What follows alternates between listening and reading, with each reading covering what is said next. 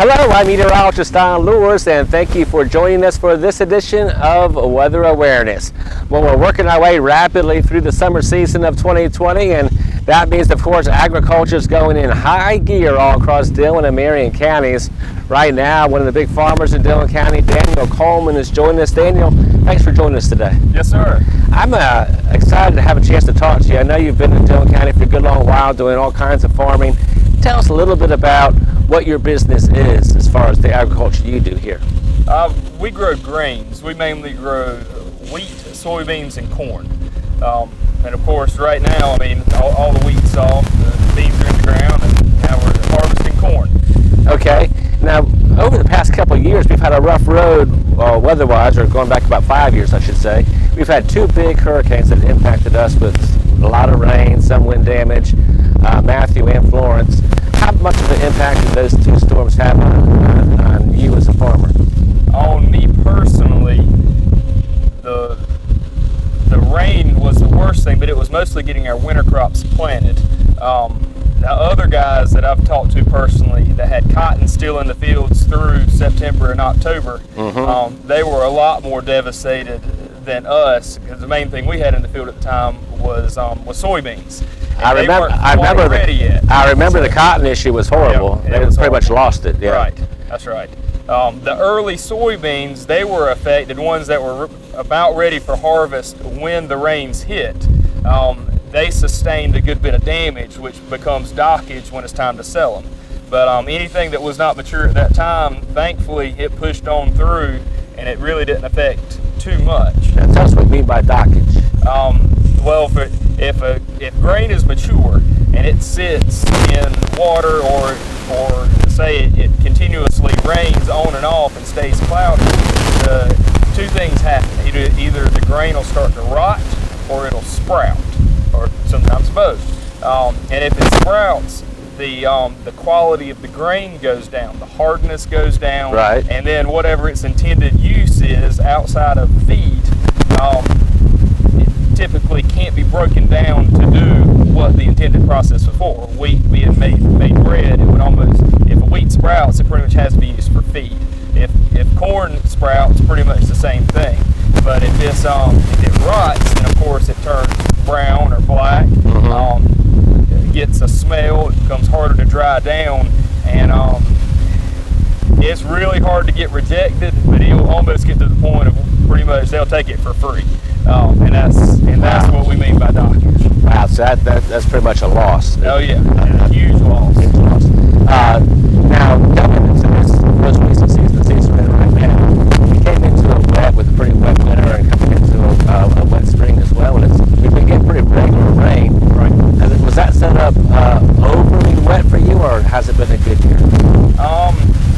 Every year has its challenges, and then early on, the amount of rains we were getting early really affected getting our spring crops planted. I noticed that. Driving around, it seemed like things didn't look the same as they should. That's right. So it was really a challenge where some guys got a few acres planted really early. We like to start planting corn about mid-March. A few guys jumped out early March just to get something in the ground. Then there was a gap in there where it stayed too wet, and then pretty much we started about last week of March, and really fought it. I mean, we use the term mudding it in, which is not ideal. You don't give those roots a really good chance to spread out. That mud tightens it up and doesn't allow those roots to go down. Does planting late put you more in jeopardy for the heat stress later on? Yeah, that's exactly right. It seems like in probably the last, it almost seems like forever, you're going to have a really hot, dry spell at some point during June. Right. And fortunately this year we did have a hot and dry spell, but it was pretty short-lived. It was only a few days, which really, it didn't affect the corn quite as much. Back to wheat, as far as some of us were fortunate to catch a gap to get our wheat out without getting sprout damage, going back to too much rains. Right. Others, I mean, substantial sprout damage, and I mean they'll go to the point of looking at it under a magnifying glass to see if just the slightest little plant is trying to grow out of that wheat seed. This is actually when you're selling it, right? Selling it, that's correct, to the our buyer, which technically would be the middleman. Right. And then he'll in turn sell it as feed wheat or for milling wheat, which would be flour to make bread. Right, and every classification has a different price. Correct, that's correct. Milling wheat, of course, you're going to get the best premium. Right. We'll work off the same board, or as the wheat board, Chicago Board of Trade. Well, actually, with feed wheat, they may run on the corn board, which corn's almost always cheaper than wheat. But yet, they say, hey, if we're feeding corn, then we're feeding wheat, so we work off the same board. So you don't want that. You'd like to come in as milling quality. That makes good sense. So overall, how would you say Dillon County fared through the wheat harvest and selling? Was it a good year for most folks? I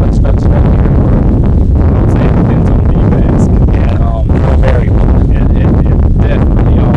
I know, guys, it seemed like early on the best thing to do was to plant early, and that's because rain started to set in November. Mm-hmm. And so those guys, they had a great looking crop.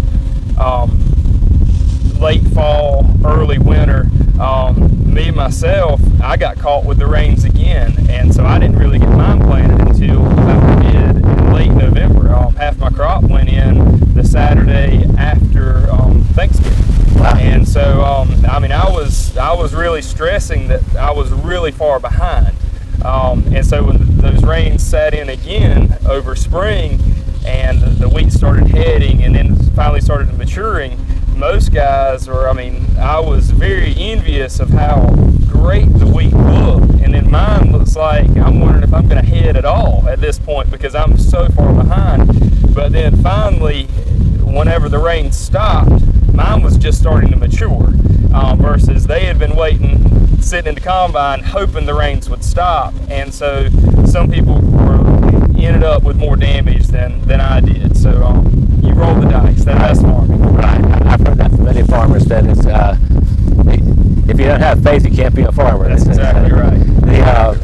The other crop I wanted to ask about was corn. Yes, sir. Corn is mostly harvested. Is that right? Or really, we're just getting started. Really? I would say we're probably about 15% harvested. We are normally at this point, last week of August, we're probably more about 80% harvested at this time. So it should be harvested, but just later Correct. this year. And a lot of that goes back to we were later putting it in the ground. Right. I would say we were probably a good 2 to 3 weeks behind on planting it, and so now we're 2 to 3 weeks behind harvesting. So I know you still have that window of time where you're not sure how things will fare, but how's it looking for the corn crop for Dillon and Marion counties overall? Good or? The two main things, obstacles that we're seeing so far that had to do with the amount of rains we were getting early on was anywhere that's a low area, pockets where water stood, the corn seems like it really got stunted. Might be head high, maybe shorter. Thankfully, it still produced something compared to last year when we were in extreme drought. Those areas just didn't have anything. And then the other thing, when you get in some sandier areas and things like that, corn is a big user of nitrogen. Well, nitrogen leaches, and so the more rain you get, the more the nitrogen is going to move away from that root zone.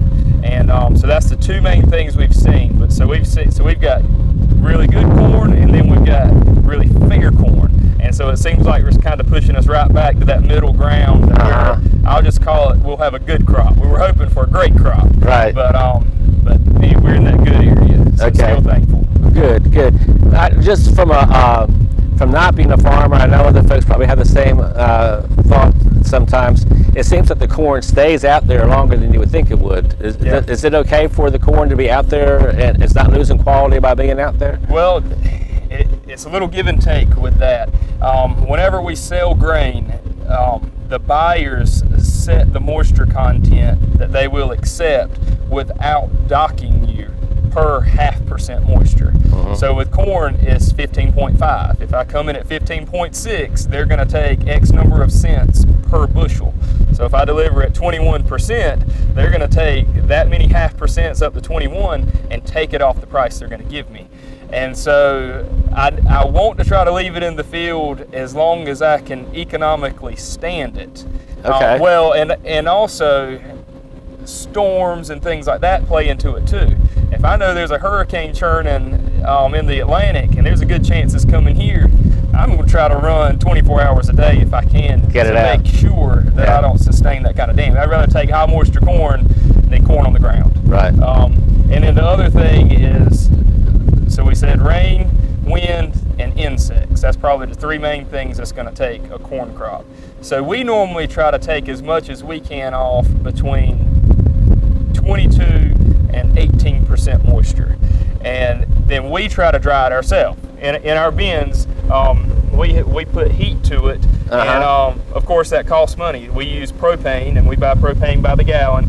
So between electricity and propane, for every 0.5% over 15.5, I'm going to pay to try to dry it myself, so that I don't take the dockage from the end user. That makes sense. And those, I don't have a good sense for how much that would hold, but it looks like it would hold a whole lot of.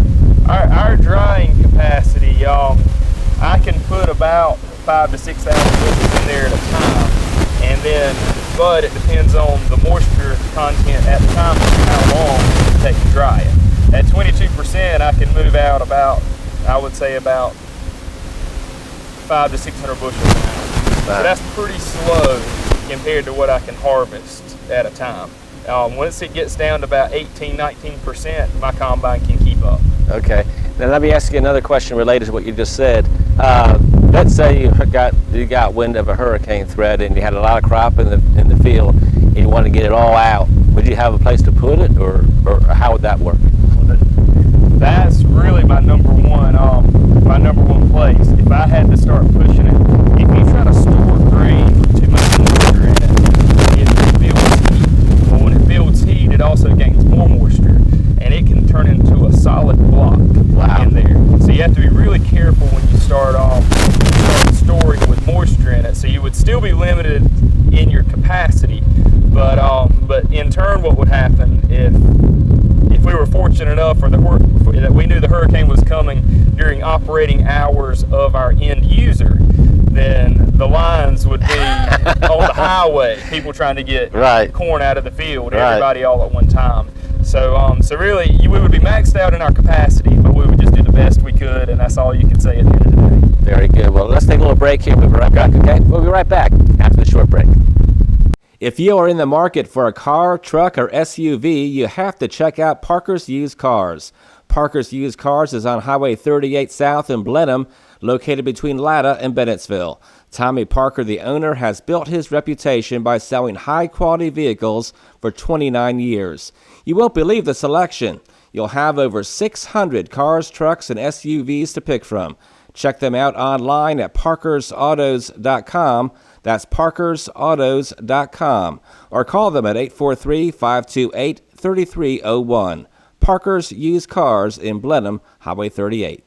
And welcome back to Weather Awareness, chatting with Daniel Coleman, a local farmer right here in Dillon County. And since folks are meeting you for the first time, tell us a little bit about your history. How long have you been in the farming business? Okay. Me personally, I've farmed full time for 12 to 13 years now. I've grown up around farming all my life. That's all that I've been doing. My dad farmed all of his life, and then my granddad for most of his. And so, from the time that I could run out here, that's what I would do, and try to spend as much time as I could. And then I'll say that I hit a certain point where it turned into work, and then that's when that I pretty much had to make my decision on what I wanted to do with my life. And then I went to college. I actually went for 2.5 years, and really kind of lost my interest in school because I knew at that point what I wanted to do. And so I chose to come back to the farm, and then I solely worked on the farm for about the first 8 years, and then I ventured out to having my own ground that I was responsible for. Mm-hmm. So now Dad has his own land and I have my own land, and then we work together on all of it. Okay, so would I be right to say that's kind of typical for the farming folks that it's kind of a family tradition? I would think so. I so admire someone who can get into the business without having someone to at least kind of fall back onto when it comes to a knowledge standpoint. Because the way we worked out our agreement, this is just a little bit of personal stuff between the way that we worked out the financials between me and Dad, is we try to keep everything completely separate. If I use something of his, then I owe him for that. He pays me for my time, I pay him for his equipment and then his time. So we try to keep everything separate. So the favor for me is his knowledge. Right. And I've been so thankful for that. And it really took getting into farming myself, laying in bed at night worried about, am I doing the right thing, for me to understand and gain that thankfulness and appreciation for what he's done for all of his life, for the hard times that he successfully brought our family through, the times that as kids that we didn't have to understand. And I'm very thankful for that, because there's been many a nights in my short career that I'm like, is it ever going to rain? Is this heat going to back off? Or is it going to stop raining? And there's so many things you can't control that you have to go with the flow, but at the same time, our kids and families depend on it. And I'm very thankful for what he's given me to help prepare me for my future. Yeah, it takes a certain mindset, I guess, Oh, yeah. to be able to meet that and not get totally stressed by it, be able to function. And there's, I guess, a big change from year to year. One year might be the best year you ever had, the next year might be, how you're going to make it to close the gap of what you're losing. Talk a little bit about, since we're right now coming into the peak of hurricane season, Okay. we mentioned we had, of course, 2 recent storms with Matthew and Florence. How